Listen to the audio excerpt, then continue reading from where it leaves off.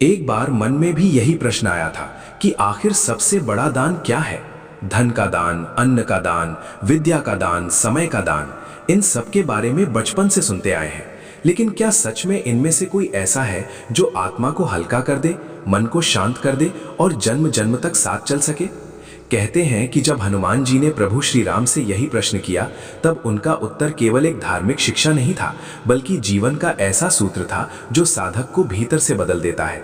ये कथा बाहर से देखने पर सरल लगती है, पर जब इसे अपने जीवन से जोड़कर समझते हैं तो पता चलता है कि ये दान देने से ज्यादा छोड़ने की कला सिखाता है। रामचरितमानस में तुलसीदास जी बार बार एक बात बहुत सहज ढंग से कहते हैं कि प्रभु को बाहरी वस्तुओं से उतनी प्रसन्नता नहीं होती जितनी हृदय की भावना से होती है। इसका सीधा अर्थ यही है कि दान का मूल्य वस्तु में नहीं, उस भाव में है जिससे वह दिया गया है। श्री राम का जीवन स्वयं इसका उदाहरण है। उन्होंने राजसुख छोड़ दिया, अपने अधिकार छोड़ दिए, अपनी इच्छाएं छोड़ दी, लेकिन कभी कर्तव्य नहीं छोड़ा। जब हम इस प्रसंग को अपने जीवन में देखते हैं तो समझ में आता है कि सबसे बड़ा दान वस्तु का नहीं, अहंकार का होता है।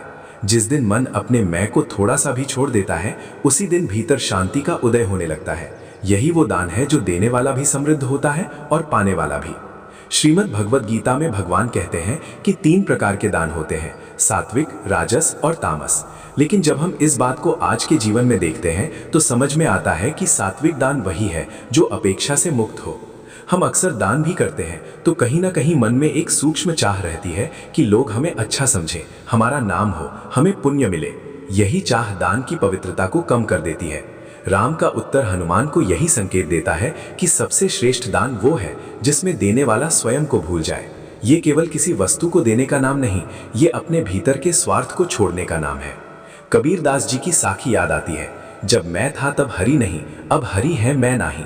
इस पंक्ति को अगर दान के संदर्भ में देखें तो पता चलता है कि सबसे बड़ा दान मैं का दान है। जब तक मैं बीच में है तब तक हर काम लेन देन बन जाता है, लेकिन जिस दिन ये मैं थोड़ा सा भी पिघलता है उसी दिन हर कर्म पूजा बन जाता है। आज के जीवन में रिश्तों की कड़वाहट का कारण भी यही है कि हम सब लेना चाहते हैं, देना कोई नहीं चाहता। अगर हम थोड़ा सा समय, थोड़ा सा धैर्य, थोड़ा सा प्रेम बिना शर्त देने लगे तो वही सबसे बड़ा दान बन जाता है। सूरदास जी ने अपने पदों में बार बार ये भाव व्यक्त किया कि प्रभु को केवल प्रेम चाहिए। ये प्रेम ही वो दान है जो सबसे दुर्लभ है। धन का दान हर कोई अपनी क्षमता के अनुसार कर सकता है, लेकिन प्रेम का दान वही कर सकता है जिसने भीतर से अपने स्वार्थ को थोड़ा कम कर दिया हो। जब हम किसी को क्षमा कर देते हैं, जब हम किसी की गलती को भूल जाते हैं, जब हम किसी के दुख में चुपचाप उसके साथ बैठ जाते हैं, वो भी दान ही है। और यही वो दान है जो आत्मा को हल्का करता है। उपनिषदों में त्याग को सबसे बड़ा यज्ञ कहा गया है। इसका अर्थ केवल वस्तुओं को छोड़ देना नहीं है, बल्कि उस आसक्ति को छोड़ देना है जो हमें बांधती है। श्री राम ने हनुमान को यही समझाया कि सबसे श्रेष्ठ दान वो है जिसमें मन अपने स्वार्थ का त्याग कर दे और अपना सब कुछ प्रभु के चरणों में समर्पित कर दे। जब समर्पण आ जाता है तो फिर देने और पाने का भेद समाप्त हो जाता है। तब जीवन का हर क्षण दान बन जाता है। श्वास भी दान, सेवा भी दान, मुस्कान भी दान।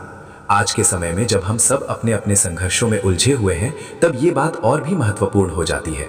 हम सोचते हैं कि हमारे पास देने के लिए कुछ नहीं है, लेकिन सच तो ये है कि सबसे मूल्यवान चीजें वही हैं जो हमारे पास हमेशा होती हैं। समय, संवेदना, क्षमा, प्रोत्साहन और प्रेम। यही वे दान है जो किसी टूटे हुए मन को जोड़ सकते हैं। यही वो दान है जो देने वाले को भीतर से समृद्ध करता है। श्री राम ज्ञान मंत्र के माध्यम से बार बार यही समझाने का प्रयास रहता है कि भक्ति केवल मंदिर जाने का नाम नहीं है, ये जीवन जीने का तरीका है। जब हम अपने व्यवहार में दान का ये भाव ले आते हैं कि हर परिस्थिति में मैं क्या दे सकता हूँ, तब जीवन बदलने लगता है। तब शिकायतें कम हो जाती हैं, अपेक्षाएं हल्की हो जाती हैं और मन में एक अद्भुत शांति आने लगती है।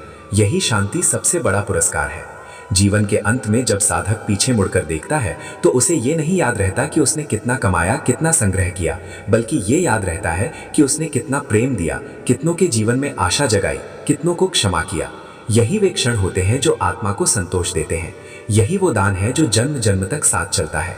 अगर इस विचार ने आपके मन को थोड़ा भी छुआ हो, अगर आपको लगा हो कि सबसे बड़ा दान किसी वस्तु का नहीं बल्कि अपने अहंकार, अपने स्वार्थ और अपनी कठोरता का त्याग है, तो इस भाव को अपने जीवन में उतार कर देखिए। श्री राम ज्ञान मंत्र के इस परिवार से जुड़े रहिए। वीडियो को लाइक कीजिए, चैनल को सब्सक्राइब कीजिए, अपने अनुभव कमेंट में साझा कीजिए और इसे उन लोगों तक शेयर कीजिए जिन्हें इस प्रेम और शांति की आवश्यकता है। बेल आइकन को अवश्य दबाइए ताकि ऐसे ही भावपूर्ण और जीवन को दिशा देने वाले विचार आप तक निरंतर पहुंचते रहें। अंत में बस यही प्रार्थना है कि हमारे भीतर देने का वो भाव जागे जो हमें प्रभु के और करीब ले जाए, क्योंकि सच में दुनिया का सबसे श्रेष्ठ दान वही है जिसमें हम स्वयं को समर्पित कर दें।